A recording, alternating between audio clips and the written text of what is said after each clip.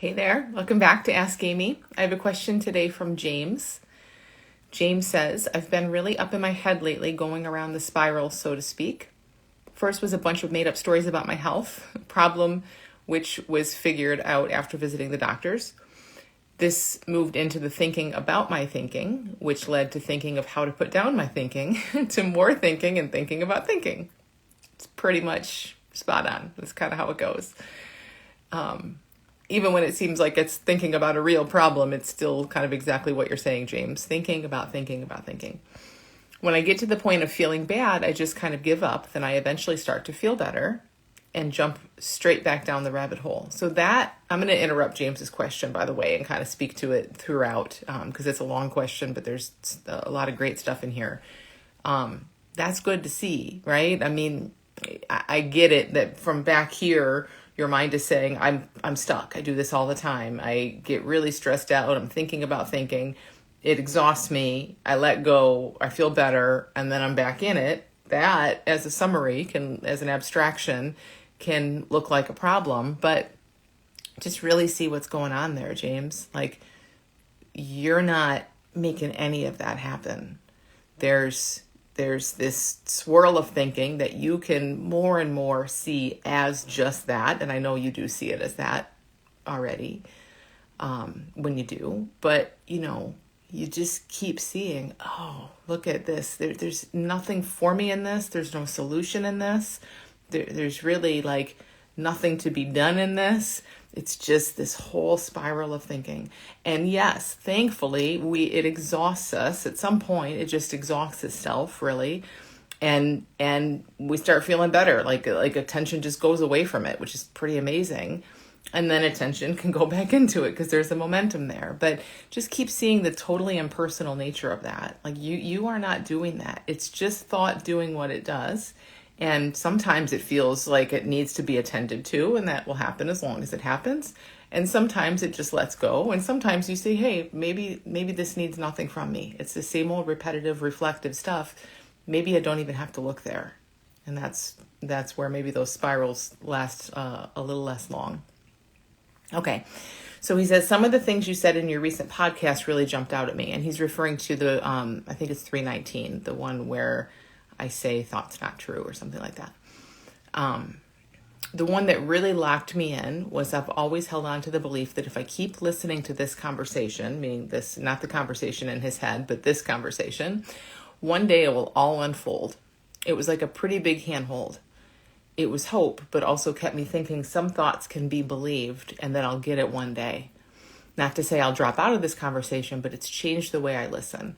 More like an exploration and curiosity rather than trying to find the insight that will uncover everything. I love this for all of us. This is really, really big. That and it's hard to see sometimes. And that's why I'm so glad I talked about it in that episode. And many people have commented on this. It's a phrase that you didn't make up. Somebody said this to you along the way. Stay in the conversation, right? Stay in the conversation. And there's something to that for sure.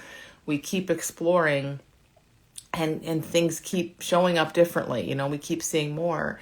But the way a mind can hear stay in the conversation is just, throw some AirPods in your ears and just, listen to some podcasts or some YouTube videos and that's it. And that's not my experience at all. And I don't see it that way for people. It's not so, hold the words loosely here, but it's not so passive. It's not like, I'm just going to stay in the conversation. Exactly like James says, what's really going on there is there's a thought that says, I'm going to have this massive insight that's going to hit me someday, and that's going to make everything better. And that is a thought. It's not true. It's not going to happen someday. And that thought, when it's believed, it keeps us just up in thought. Oh, well, let me just whatever, that might be true or it might not be, but let me just listen to the conversation and maybe someday something will hit me. It doesn't work like that. Even when there's a big insight, it's not, it's not like it just doesn't work like that. So see this someday, I'm going to become this. I'll be free then. Something will happen. Something magical will happen.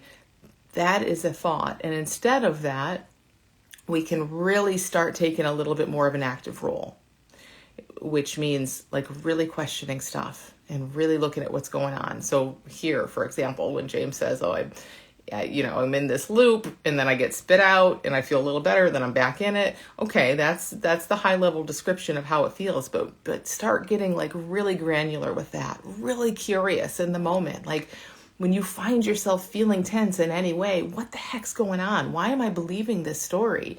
Like who is even believing this story? Really start inquiring and getting really kind of in there with this stuff. I think if you're a person who has been camping out in like, oh, I'll stay in the conversation and maybe someday, kind of flip that a little bit. It makes a massive difference.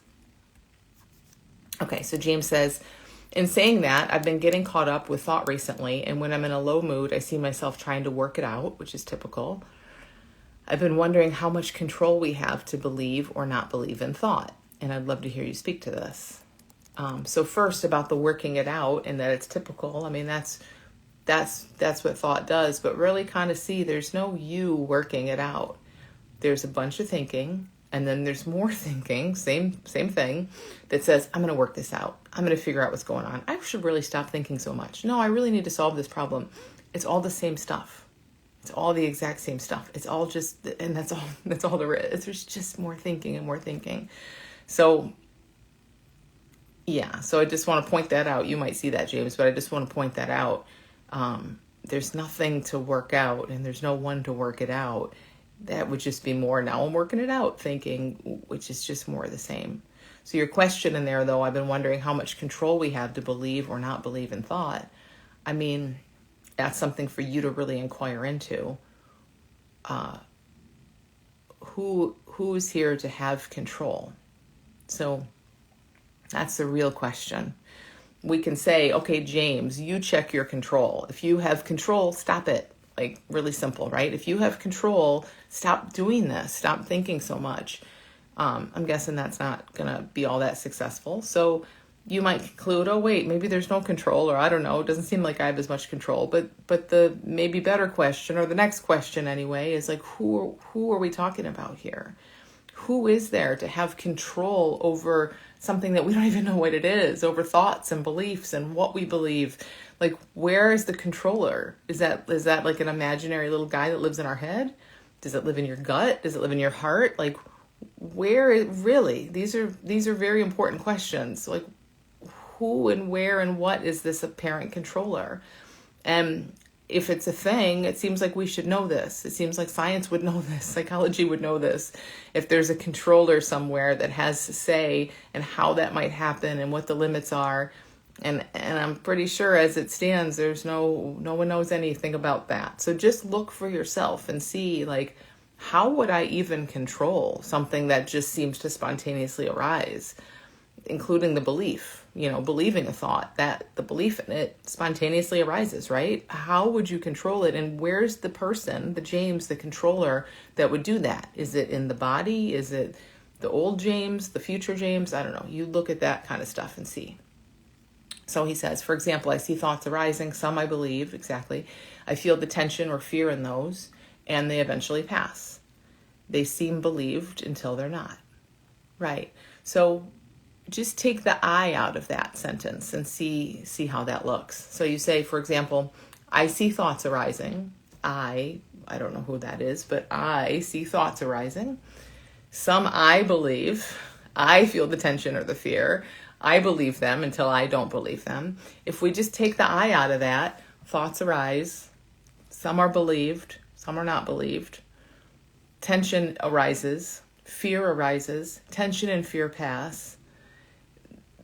Kind of play with it in that way again, and you see, like, where would the controller fit in that scenario? Where does he sit? Like, what's he doing to control any of that stuff? Or is it more accurate to kind of say it without the I? Is it just that this stuff comes and goes and it just does its own thing?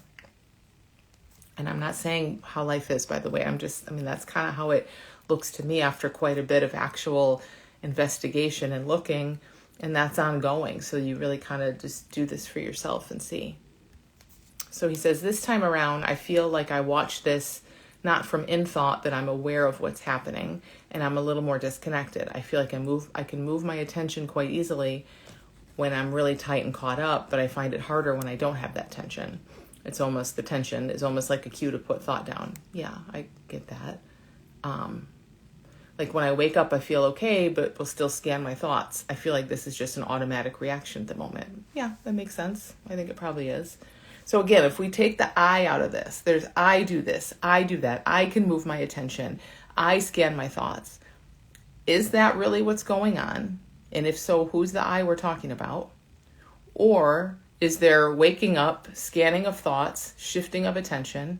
And this is the big question, which of those is more accurate? And if it's the one with all the I's inserted, who or what is this I? Like, just find it, see what you discover. He says, eventually I seem to get into thinking about thoughts. It's almost sneaky how it comes up, and before I know it, I'm in the quicksand of thought. So I love, there's not like a super pulled out question here, but just what you're sharing, James, about your experience and how things are looking to you, is how it is, is how it looks, and it's great. Like, everyone can relate to this. This is how it is for everybody. And we can just keep getting curious about these questions you ask. Is there some control? Is there some controller? How is that controller making things happen? Why are there so many limits to that? If we want to say, no, I definitely chose to believe that and chose not to believe that, well, then why don't you choose to not believe everything that's painful and limiting? You can't do that. So we have to start making up a lot of stuff to make this theory make sense, that there's a controller. We have to describe why there's limitations on that, why it works sometimes and not others. And it gets more and more into imagination the further we go. But look directly yourself and see. And if it is just thoughts arising, spiral is a label, but if it's just thoughts arising, feelings arising, thoughts letting go, thoughts passing, sit with that a little bit. Like, what if that's just how it is? What if all of this is just showing up, doing whatever the heck it's doing? There's no one controlling it. There's no one that needs to. What is that like? I don't know. Play with that a little bit. See how that looks and feels, and if that seems to match in your direct experience what's going on. So thanks for sending your question, James. It's really helpful to talk through some of this stuff. Send your questions to askamy@thelittleschoolbigchange.com, and I will see you guys next time.